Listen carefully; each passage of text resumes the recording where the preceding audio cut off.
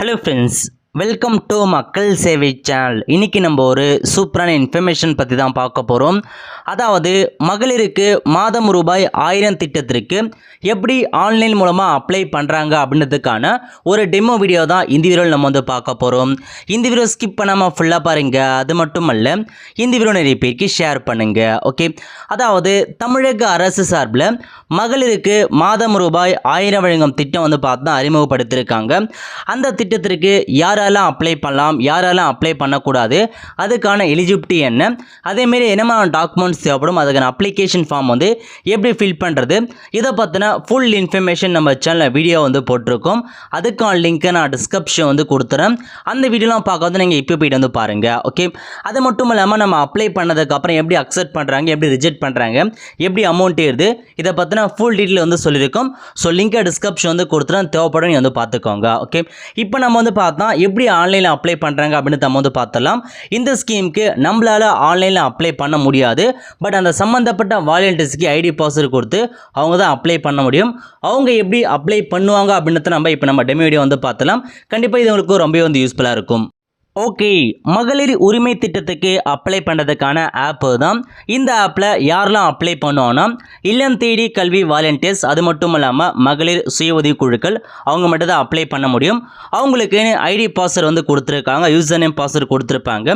First user name enter பண்ணிப்பாங்க, அதுக்கடுத்து password கொடுத்துருப்பாங்க. அந்த பாஸ்வேர்டு அவங்க என்ட்ரு பண்ணிட்டு உள்நுழைய அப்படின்ற ஆப்ஷன் வந்து கிளிக் பண்ணால் போதும். ஃபஸ்ட்டு இருக்க பாருங்கள், புதிய விண்ணப்ப படிவம் அப்படின்ற ஆப்ஷன் அவங்க வந்து கிளிக் பண்ணி தான் ஒவ்வொருத்தரையும் புதுசாக அப்ளை வந்து பண்ணுவாங்க. ஓகே, முதல்ல அவங்க ஆதார் கார்டு நம்பர் தான் வந்து என்ட்ரு பண்ணுவாங்க. அதாவது பொதுமக்களாகிய நம்மளுடைய ஆதார் நம்பர் வந்து கொடுப்பாங்க. யார் அந்த மகளிருக்கு 1000 வந்து அப்ளை பண்ணுறாலும் அவங்க ஆதார் நம்பரை கொடுத்துருவாங்க. கொடுத்ததுக்கப்புறம் கீழே 2 ஆப்ஷன்ஸ் கொடுத்துருக்காங்க பாருங்க. ஒன்று வந்து ஓடிபி கொடுத்துருக்காங்க, இன்னும் வந்து பயோமெட்ரிக் வந்து கொடுத்துருக்காங்க. உங்கள் ஆதார் கார்டில் மொபைல் நம்பர் வந்து ரெஜிஸ்டர் இருக்குன்னா ஓடிபி அப்படின்ற ஆப்ஷன் வந்து கிளிக் பண்ணால் போதும். உங்களுடைய மொபைல் நம்பருக்கு ஓடிபி போதும், அதை என்ட்ரு பண்ணி வெரிஃபை பண்ணிக்கலாம். ஒருவேளை மொபைல் நம்பர் வந்து ரெஜிஸ்டர் பண்ணலாம். செகண்டாக இருக்க பாருங்கள் பயோமெட்ரிக், அந்த ஆப்ஷனை அவங்க வந்து கிளிக் பண்ணி உங்கள் கைரேகை வச்சு அதன் மூலமாக வந்து பார்த்தோன்னா வெரிஃபை வந்து பண்ணுவாங்க. ஓகே, இப்போதைக்கு அவங்க வந்து பார்த்தா ஓடிபி வந்து வெரிஃபை கொடுத்துக்கிறேன். ஸோ ஓடிபி கொடுத்ததுக்கப்புறம் சம்மந்தப்பட்ட நம்பருக்கு மொபைல் நம்பருக்கு ஓடிபி வந்து சென்ட் ஆகிடும். இப்போ அவங்க வந்து பார்த்தா ஓடிபி வந்து சொல்லிடுவாங்க. ஓகே, ஓடிபி என்ட்ரு பண்ணி முடிச்சதுக்கப்புறம் உறுதி செய்யணும் இருக்குது பாருங்கள், அந்த ஆப்ஷன் வந்து கிளிக் பண்ணால் போதும். டேரெக்டாக இந்த மாதிரி தான் ஓடிபி வெரிஃபை ஆகிட்டு உங்களுடைய மொத்த இன்ஃபர்மேஷனும் ஆதார்லேருந்து ஆட்டோமேட்டிக்காக எடுத்துக்கும். உங்கள் நேம் என்ன, டேட் ஆஃப் பர்த் என்ன, மேலா ஃபீமேலா, அட்ரஸ் எல்லாமே எடுத்துரும். இப்போ நீங்கள் நெக்ஸ்ட் வந்து கொடுத்தா போதும் உங்களுக்கான ஆதார் அட்ரஸ் வந்து மொத்த டீல்ஸ் ஆட்டோமேட்டிக்காக எடுத்துக்கும். ஓகே, உங்களுக்கான ரேஷன் கார்டு நம்பர் ஆட்டோமேட்டிக்காக வந்து பார்த்தீங்கன்னா உங்களுடைய ஆதார்லேருந்து எடுத்தாச்சு. அதுக்கப்புறம் உங்களுக்கான திருமண நிலை கேட்டிருக்காங்க பாருங்கள். நீங்கள் மேரிடா, அன்மேரிடா, விவகாரத்தானலா, பிரிக்கப்பட்ட நம்பரா, விதவைன்ற மாரி உங்களுக்கான திருமண நிலை செட் பண்ணுற மாதிரி இருக்கும். நெக்ஸ்ட்டு மொபைல் நம்பர் என்ட்ரு பண்ண சொல்லுவாங்க. இதில் போயிட்டு மொபைல் நம்பரை அவங்க வந்து என்ட்ரு பண்ணிப்பாங்க. நீங்கள் மொபைல் நம்பர் சொன்னால் போதும் அவங்க என்ட்ரு பண்ணிப்பாங்க. அதுக்கடுத்து வீட்டின் வகை கேட்டிருக்காங்க பாருங்கள். சொந்த வீடா, வாடகை வீடா அப்படின்னு நம்ம வந்து செட் பண்ணுற மாதிரி இருக்கும். செட் பண்ணி முடிச்சதுக்கப்புறம் அந்த மின்சார கட்டணம் இருக்குது பாருங்கள், அதுக்கான இன்ஃபர்மேஷன் கேட்டிருக்காங்க பாருங்கள். உங்கள் மின்சார கட்டணம் எந்த டிஸ்ட்ரிக்டில் இருக்குது, எந்த மண்டலத்தில் இருக்குன்றதை ஃபில் பண்ணிக்குவாங்க. அதுக்கடுத்து மின் சேவை இணைப்பு எண் கேட்டிருக்காங்க.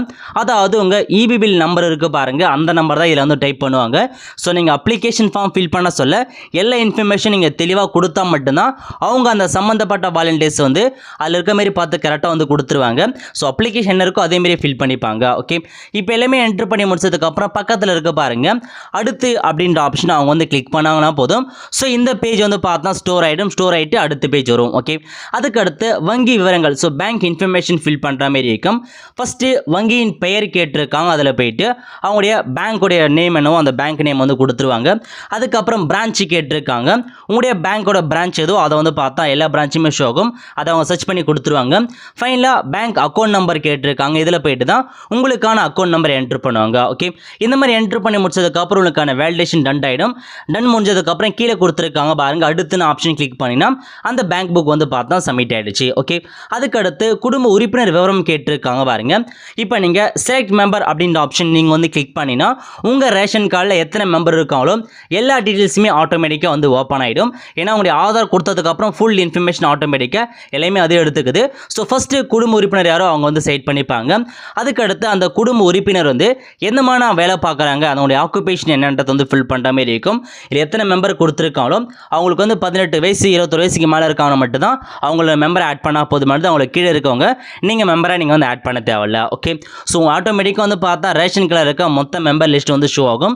இல்லை 18 வயசுக்கு மேலே யாராக இருக்காங்களோ அவங்களுக்கான இன்ஃபர்மேஷனை அவங்களே வந்து பார்த்தா ஃபுல்லாக ஆட் பண்ணிப்பாங்க. ஒரு ஃபேமிலியில் 30 பேர் இருந்தாலும் சரி 30 பேர் ஆட் பண்ணுவாங்க. அந்த ரேஷன் கார்டில் 10 பேர் இருக்கான 10 பேர் ஆட் பண்ணிப்பாங்க. ஓகே, அதுக்கடுத்து குடும்ப உறுப்பினருக்கான தொழில் கேட்டிருக்காங்க பாருங்க. அதில் போயிட்டு அந்தந்த தொழிலும் கொடுத்துருக்காங்க பாருங்க. ஸோ விவசாயி, ஓய்வூதியம் இந்த மாதிரி எக்கச்சக்கமான தொழில் கொடுத்துருக்காங்க. அவங்க என்ன ஒர்க் பண்ணுறாங்க, கல்லூரி மாணவர் கொடுத்துருவாங்க. இந்த மாதிரி இதில் நிறையா லிஸ்ட் வந்து கொடுத்துருக்காங்க. இதில் சம்மந்தப்பட்ட நபர் எந்தமான ஒர்க் பண்ணுறாங்க, அவங்களுக்கான ஸ்டேட்டஸ் என்னன்றதை இதில் வந்து செட் பண்ணிப்பாங்க. அதுக்கடுத்து குடும்ப உறுப்பினர் மாத வருமானம் கேட்டிருக்காங்க. அவங்க சம்பாதிச்சாங்கன்னா அவங்களுக்கான மாத வருமானம் கொடுத்துப்பாங்க. சம்பாதிக்கலாம் 0 அப்படின்ற மாதிரி அவங்களே வந்து போட்டுருவாங்க. ஓகே, இந்த மாதிரி தான் ஒவ்வொரு நம்பரும் வந்து பார்த்தா ஆட் பண்ணுவாங்க. ஸோ ஃபர்ஸ்ட் வந்து பார்த்தா நேமு, அதுக்கடுத்து அந்த நம்பர் வருமான வரி செலுத்துறான்னு கேட்டிருப்பாங்க, நோ செட் பண்ணிப்பாங்க. இப்போ உறுப்பினர் சேர் அப்படின்ற ஆப்ஷன் அவங்க வந்து கிளிக் பண்ணால் போதும், இந்த மெம்பர் ஆட் ஆகிடுவாங்க.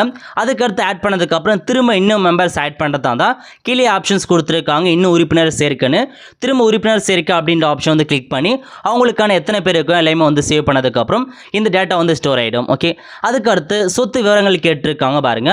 சொந்த வீடு இருந்தால் எஸ் கொடுப்பாங்க, இல்லை நோ செட் பண்ணிப்பாங்க. அதேமாரி அந்த சொந்த வீடு வந்து பார்த்தா அரசு திட்டம் மூலமாக நிதியுதவி மூலமாக பெறப்பட்டதான்னு கேட்டிருப்பாங்க. அதுக்கும் வந்து இல்லை அப்படின்ற ஆப்ஷன் அவங்க வந்து செட் பண்ணிப்பாங்க. அதுக்கடுத்து லேண்ட் இருக்கான்னு வந்து கேட்டிருப்பாங்க. லேண்ட் இருந்து ஆம் கொடுத்தீங்கன்னா எந்த லேண்டு அப்படின்றதெல்லாம் கேட்கும், அதெல்லாம் வந்து ஃபில் பண்ணிப்பாங்க. லேண்ட் இல்லைனா லேண்ட் இல்லை அப்படின்றத மென்ஷன் பண்ணிடுவாங்க. ஓகே, அதுக்கடுத்து வாகன விவரங்கள் கேட்டிருக்காங்க பாருங்க. அதாவது காரு, ஜிபி, டிராக்டர் இதெல்லாம் இருந்தால் ஆம் கொடுப்பாங்க, இல்லைன்றதை வந்து செட் பண்ணிப்பாங்க. ஓகே, நெக்ஸ்ட்ல வந்து பார்த்தா டேர்ம்ஸ் அண்ட் கண்டிஷன் இருக்கும், உறுதிமொழி எல்லாமே வந்து படித்து பார்க்க சொல்லுவாங்க. படித்து பார்த்து அந்த டேர்ம்ஸ் அண்ட் கண்டிஷன் வந்து கிளிக் பண்ணிட்டு அப்படியே கீழே வந்தால் சமர்ப்பிக்க அப்படின்ற ஆப்ஷன் இருக்கும். அந்த ஆப்ஷன் வந்து கிளிக் பண்ணால் உங்களுக்கான அப்ளிகேஷன் வந்து பார்த்தா சப்மிட் ஆயிடுச்சு அர்த்தம். ஓகே, இந்த மாதிரி தான் வந்து சப்மிட் பண்ணுவாங்க. ஸோ இதுதான் டெமோ வீடியோ வந்து பார்த்துக்கோங்க. அது மட்டும் இல்லாமல் சப்மிட் பண்ண அப்ளிகேஷன் எப்படி செக் பண்ணலாம்னா சேம் அவங்க ஹோம் பேஜில் வந்து பார்த்தா கொடுத்துருப்பாங்க. ஸோ ஃபஸ்ட்டு புதிய விண்ணப்ப படிவம் ஆப்ஷன் இருக்கும். அதுக்கடுத்து ஸோ கீழே என்ன கொடுத்துருக்காங்கன்னா சமர்ப்பிக்கப்பட்ட விண்ணப்ப படிவம் இருக்குது பாருங்க. அந்த ஆப்ஷன் கிளிக் பண்ணால் இது வரைக்கும் எவ்வளோ அப்ளிகேஷன் வந்து சப்மிட் பண்ணியிருக்காங்க, அதுக்கான விண்ணப்ப நிலை என்ன எல்லாமே தெளிவாக வந்து கொடுத்துருப்பாங்க.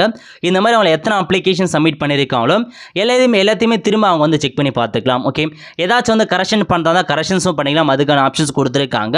ஜஸ்ட் அந்த அப்ளிகேஷன் நம்பர் மேலே வந்து கிளிக் பண்ணனா போதும், அவங்களுக்கான இன்ஃபர்மேஷன் என்ன எல்லாமே திரும்ப வந்து ஷோ ஆகும்.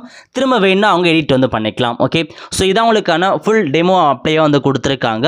So most of the information இந்த மாதிரி தான் அவங்க வந்து ஃபில் பண்ணுவாங்கன்றத இது மூலமாக நீங்கள் வந்து தெரிஞ்சுக்கலாம். ஓகே, ஸோ அது ஃப்ரெண்ட்ஸ், ஸோ இதை வந்து பார்த்தா மொத்த இன்ஃபர்மேஷன் கொடுத்துருக்காங்க.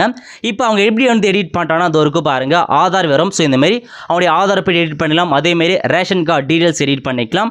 நெக்ஸ்ட் வந்து பார்த்தா அவங்களுடைய சொந்த வீடா திருமணம் எல்லாமே வந்து பார்த்தா அவங்க எடிட் பண்ணுறதுக்கான ஆப்ஷன்ஸ் தெளிவாக வந்து கொடுத்துருக்காங்க. அதாவது ஒன்ஸ் வந்து பார்த்தா அவங்க வந்து அப்ளை பண்ணி முடிச்சதுக்கப்புறம் எடிட் பண்ணுறதால நீங்கள் எடிட் பண்ணுறதுக்கான ஒரு டீடைல்ஸ் தெளிவாக வந்து கொடுத்துருக்காங்க. ஓகே, அது வந்து பார்த்தா இப்போ நிறையா கூட்டம் வருது அப்படின்ற பஸ்ஸில் ஃபஸ்ட்டு உங்களுக்கான ஓடிபி மூலம் பயோமெட்ரிக் மூலமாக அப்டேட் பண்ணிப்பாங்க. அப்டேட் பண்ணிட்டு மீதி ஃபர்தர் இன்ஃபர்மேஷன் நைட் கூட போயிட்டு அவங்க வந்து ஃபில் பண்ணிக்கலாம். அதுக்கான ஒரு ஆப்ஷன்ஸும் ஏற்படுத்தி கொடுத்துருக்காங்க. ஓகே, ஸோ இந்த ஆப் மூலமாக இப்படி தான் அவங்க அப்ளை பண்ணுறாங்க. நீங்கள் வந்து கண்டிப்பாக தெரிஞ்சுக்கோங்க.